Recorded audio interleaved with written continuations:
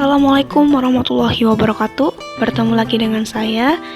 Di sini saya akan memenuhi tugas review materi pada pertemuan 2 dan 3.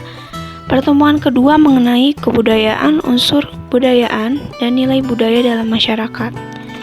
Menurut ilmu antropologi, kebudayaan adalah keseluruhan sistem gagasan, tindakan, dan hasil karya manusia dalam kehidupan masyarakat yang dijadikan milik diri manusia dengan belajar. Kebudayaan dan tindakan kebudayaan itu adalah segala tindakan yang harus dibiasakan oleh manusia dengan belajar atau learned behavior. Selanjutnya ada 3 wujud kebudayaan menurut J.J. Honigman dalam buku antropologi yang berjudul The World of Man. Membedakan adanya 3 gejala kebudayaan, yaitu ideas, aktivitas, dan artefak. Kebudayaan atau wujud kebudayaan menurutnya itu ada sebagai suatu kompleks ide, gagasan, nilai, norma, peraturan, dan sebagainya. Wujud kebudayaan juga suatu kompleks aktivitas serta tindakan berpola dari manusia dalam masyarakat sebagai benda-benda hasil karya manusia. Berikut ada unsur-unsur kebudayaan. Yang pertama itu menurut Melville J. Hershkovich mengajukan 4 unsur pokok kebudayaan, yaitu alat teknologi, sistem ekonomi, keluarga, dan kekuatan politik. Adapun menurut C. Kulkon, 7 unsur kebudayaan yang dianggap sebagai kultural universal, yaitu yang pertama peralatan dan perlengkapan hidup manusia seperti pakaian, perumahan, alat-alat rumah tangga, senjata, alat-alat produksi, dan lain-lain. Yang kedua, pencaharian hidup dan sistem-sistem ekonomi. Ketiga, sistem kemasyarakatan meliputi sistem kekerabatan, organisasi politik, sistem hukum, sistem perkawinan. Yang kelima itu bahasa. Keempat ya, yang sekarang kelima itu kesenian. Keenam, sistem pengetahuan dan religi. Selanjutnya ada nilai kebudayaan. Ini ada pengertian nilai budaya menurut Konjaraningrat. Nilai budaya merupakan nilai yang terdiri atas konsepsi-konsepsi yang hidup dalam alam pikiran sebagian besar warga masyarakat dalam hal-hal yang mereka anggap amat mulia. Sistem nilai yang ada dalam suatu masyarakat menjadi orientasi dan rujukan dalam bertindak bagi masyarakat. Oleh sebab itu, nilai budaya yang dimiliki seseorang mempengaruhinya dalam mengambil alternatif, cara-cara, alat-alat, dan tujuan-tujuan pembuatan yang tersedia. Ada 3 konsep yang senantiasa berkaitan dengan nilai-nilai budaya, yaitu ada simbol-simbol, slogan, atau yang lainnya yang kasat mata atau terpampang jelas. Yang kedua itu ada sikap, tingkah laku, gerak-gerik yang muncul sebagai akibat adanya slogan atau moto tersebut. Yang ketiga adalah kepercayaan yang tertanam yang telah mengakar dan menjadi kerangka acuan dalam bertindak dan perilaku. Contoh dari nilai budaya dalam masyarakat, khususnya di sikap, itu selalu mengatakan permisi. Nah, bisa saja di suatu daerah itu permisinya berbeda-beda. Ada yang di Sunda itu permisinya lebih ke membukukan badan. Kalau misalkan di daerah lain lebih berbeda lagi, sesuai dengan budayanya masing-masing.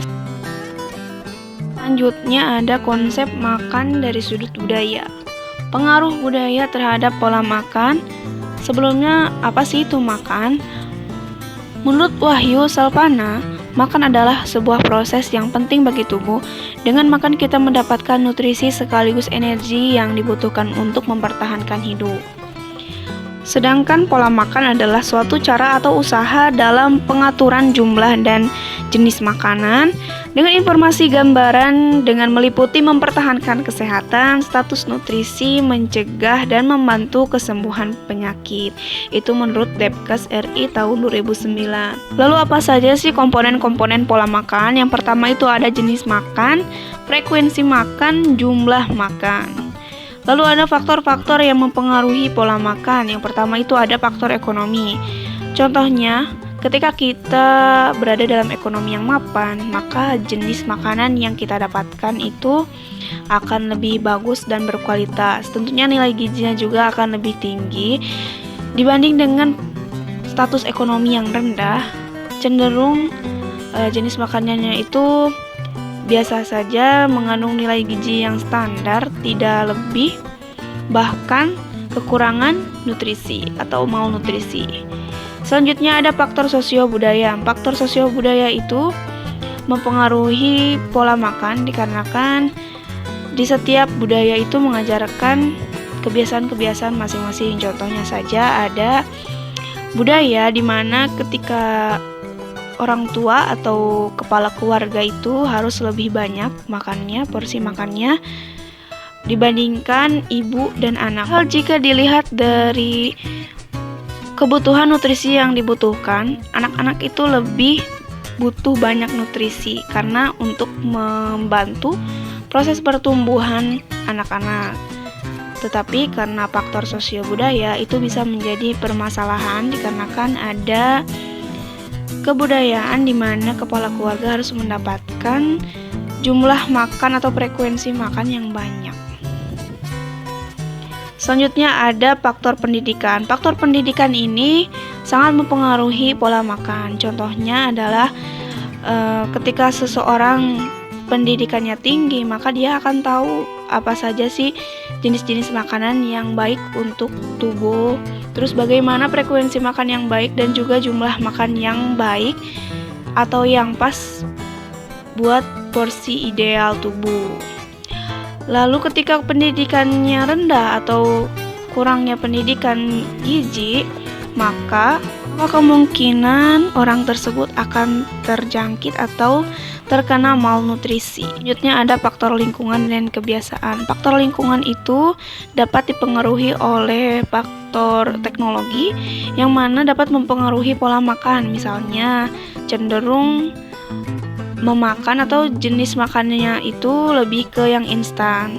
Dan kebiasaan itu bisa mempengaruhi pola makan. Contohnya adalah kebiasaan makan yang buruk. Lalu makanan sebagai simbol budaya. Makanan sebagai material budaya dapat dipahami dalam dua sisi, yaitu makanan sebagai suatu yang telah menjadi tradisi budaya dalam kehidupan sebuah masyarakat atau life culture, dan makanan sebagai gaya hidup yang disajikan, yang dijadikan sebagai suatu budaya yang dikembangkan atau style kultur. Apabila budaya kehidupan sifatnya diwariskan dari generasi ke generasi, maka gaya hidup sebagai budaya sifatnya dikembangkan secara konstekstual. Makanan sebagai simbol budaya, contohnya adalah lalap-lalapan yang berasal dari Sunda, ya, itu secara tidak langsung dapat menjadikan simbol kebudayaan Sunda, bahwa Sunda itu memiliki jenis makanan dari sayur-sayuran atau lalap-lalapan. Selanjutnya ada perbedaan nilai budaya dalam makan. Contohnya di Indonesia itu makan sambil bersila, sedangkan di Arab Saudi makan sambil mengangkat satu kaki. Nilai etika dan kesopanan dalam makan berbeda.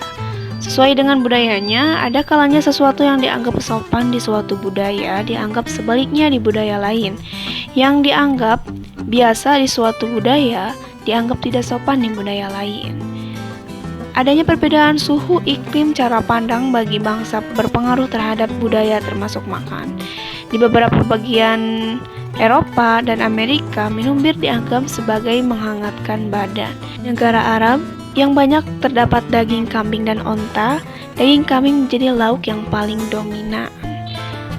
Mungkin cukup sekian review materi pertemuan 2 dan 3 saya sampaikan.